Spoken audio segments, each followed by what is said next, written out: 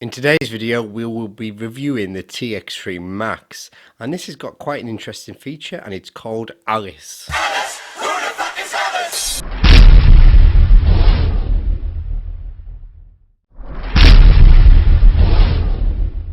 So let's take a look inside the TX3 box's packaging, see what else we get. So as usual, we get the actual power supply. They've sent us an EU one again, but never mind. Just make sure you choose the right one when you go to select it at checkout.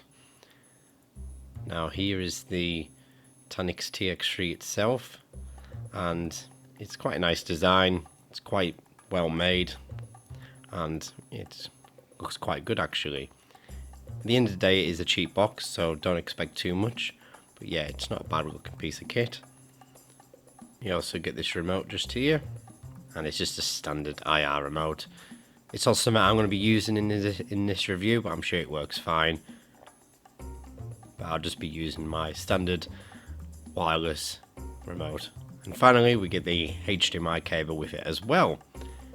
Let's move on now. Let's turn this thing on. Let's take a look at see what this Alice is all about, and have a look at see how well this firmware on this device works. So this is the actual launcher, and you'll notice straight away that this Nougat firmware has got the taskbar menus, and we've been missing this from a lot of TV boxes throughout 2017. So it's good to see that they've actually implemented it, as I know that Amlogic have actually fixed the issues, and a lot of manufacturers have got around and sorted that out on a lot of their TV boxes such as Beelink and etc. So this Alice sort of menu is just actually Kodi, and yeah, there's nothing too special going on there, but the actual Alice is actually the launcher. So this launcher here is called Alice, and they've called it that for some reason, and they call it the Alice user experience, and it comes with this YouTube app, and it is actually the YouTube TV app, which is really good to see, because the standard sort of YouTube app on these boxes is pretty rubbish, so we always like to see the YouTube TV app. So this YouTube app actually supports up to 1080p, which again is really good to see. Okay, so let's get back to this actual launcher. So this is a menu just on the side here, and you can clear all your apps, which is it's quite a nice looking feature. We can clear them all here, and I've noticed straight away that this launcher is running really fast, and there's very little slowdown with this system, so I'm quite impressed with it. So these are all your apps just here, and we can go into settings. So this is the kind of the boxes settings, and you can adjust your display just in here as shown.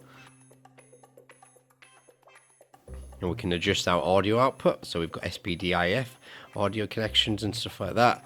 You can change your resolution as well, and we've got more settings of course just down there. There's actually a display setup wizard. When you first turn it on, you can turn that on and off depending on what you want to do. There's actually the system updates. Now this is an interesting one, because this doesn't actually come with any system updates as far as this is concerned, so because that's just a normal Google updater. But if we come out of that and go back to the main menu and go into this update and backup app. Now if you've ever seen these before, these are quite common on Android TV boxes, but I've never seen it do this. Now this is the latest version. Apparently Alice will be updated as well, so this launcher will receive updates, so hopefully the firmware will also receive those updates, which is good to see. Anyway, let's move on to the next section. So this is Asphalt 8, and I'm having to turn everything down to very low settings, mainly because I don't think it can handle it very well. Gaming will be okay on this device. Joypad support is there, but don't expect an amazing experience from gaming.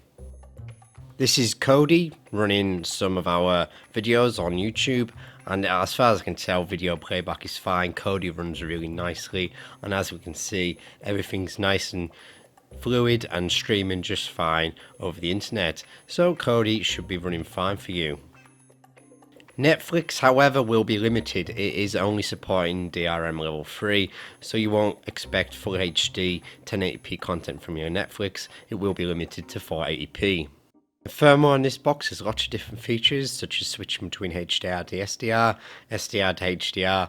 Not a lot of boxes have that actual feature. We can also change the sound. It's certainly got Dolby and DTS support. You can turn them on and off within the settings, as well as the DTS descale and stuff like that. So quite a nice feature to have. And finally, Really interesting one is you can turn on and off root access to the box's firmware, which will be good for those that want to install apps that require root access. Now, I've done an Antutu bench score on this, and it is quite a low score, to be honest with you. It's quite a bit lower than other S95W boxes. I mean, such as the X96 Mini scored 26, I think, 26,000. So this is quite low. But it doesn't seem to hold the box back itself. The system seems to be running quite well. So we're going to move on with this review and see what else it can do. So, as with all Android devices, they are capable of screen mirroring, air screen, or whatever you want to call it. I am casting my mobile phone screen over to the TX3 and it's running just fine. My phone's a little bit slow, so to do anything is a bit, a bit awkward. But if you've got a half decent mobile, then it should run a lot faster than mine, and if your network's a bit quicker as well. So whatever you got, so this YouTube video I'm playing, I can just cast it straight to the TX3 and it will play it through my TV, and yeah, it runs just fine. This air screen app already comes pre-installed onto the actual device, and it is quite a nice app to actually use, I think, and as you can see, it's running just fine. So I think that pretty much concludes this video. I think Tanix has put quite a lot of effort into this cheap box. It is cheap at the end of the day. It does have quite a number of features over the original Tanix TX3. But, it is running the S95W, so you are limited to 4K at 30 frames a second. It also has basic internet, such as 2.4G and just basic Ethernet as well. But you do get that really nice launcher. Now, I'm a bit concerned about the Antutu bench car, but, the system does run pretty well at the end of the day. Anyway, guys, thanks for watching. Do let me know what you think in the comment section below, and we shall see you very, very soon.